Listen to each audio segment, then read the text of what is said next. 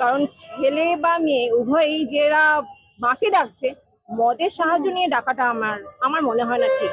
মদ না খেয়েও মাকে ডাকা যায়, তবে ছেলেদের যা ভক্তি দেখলাম, মদ না খেয়ে ডাকলে মনে হয় মা বেশি খুশি হতেন। কৌশিকী অমাবস্যায় তারাপীঠে গত বছরের থেকে এই বছর মদ বিক্রি বাড়লো প্রায় 60 লক্ষ টাকার। তারাপীঠে 25টি মদের দোকানে মোট মদ বিক্রি হয়েছে প্রায় 4,44,00,000 টাকার। গত বছর মদ বিক্রি হয়েছিল প্রায় 3,85,00,000 টাকার। রবিবার বিকেলে রামপুরহাট আবগারি দপ্তর সূত্রে জানা যায়, সাধারণ দিনে তারাপীঠে এই 25টি মদের দোকানে মদ বিক্রি হয় প্রতিদিন আনুমানিক প্রায় 40 লক্ষ টাকার। সেই জায়গায় দাঁড়িয়ে কৌশিকী অমাবস্যা উপলক্ষে বাড়তি মদ বিক্রি হয়েছে প্রায় 3,25,00,000 টাকার। রামপুরহাট শহর এলাকায় দোকানগুলিতে প্রায় 1 কোটি টাকার মদ বিক্রি হয়েছে। শক্তিপীঠ তন্ত্রপীঠ হিসেবে বিখ্যাত তারাপীঠ, মা তারার পুজোর অঙ্গ হিসেবে কারণ বাড়িতে নিবেদন করা হয়। তন্ত্রমতে পুজো হয় মা তারার, সেই কারণে পুজোর অঙ্গ হিসেবে নিবেদন করা হয় কারণ বাড়ি মন্দিরের ছাগ বলিদানের মাংস ও মৎস্য।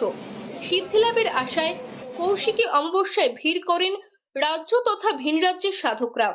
মদ ব্যবসায় সূত্রে জানা যায়, এবছর মদ বিক্রিতে কিছুটা বাধা হয়ে দাঁড়ায় বৃষ্টি হওয়ার কারণে ও এটিএম কাউন্টারগুলিতে টাকা না থাকার কারণে ও সাইবার প্রতারণার কারণে ইউপিআই পেমেন্ট নেওয়া বন্ধ করেছে বেশিরভাগ ব্যবসায়ীরা, তাই কিছুটা বিক্রি কম হয়।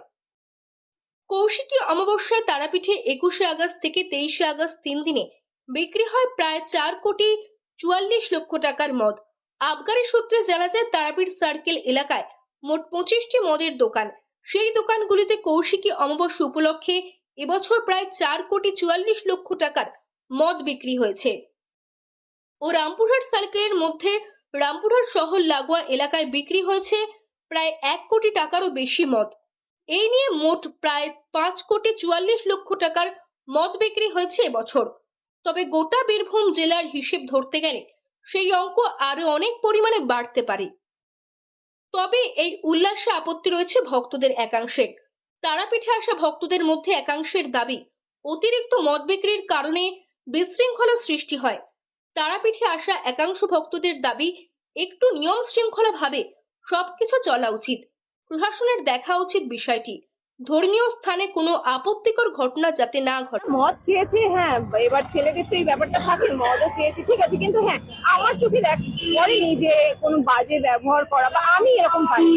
মদ খেয়েছে কিন্তু নিজের সম্মান মতনই করেছে, কিন্তু ওরা কোনো বিশৃঙ্খলা করেনি। তবে পুলিশ প্রশাসন ভীষণ হেল্প করেছে, ভীষণভাবে গাইড করেছে। এত ভিড়ের ঢল স্রোত, সেখানে যে ওরা এত সুন্দরভাবে কন্ট্রোল করেছে, এটা খুব ভালো লেগেছে। মদের বিষয়টা মহিলা হিসাবে কি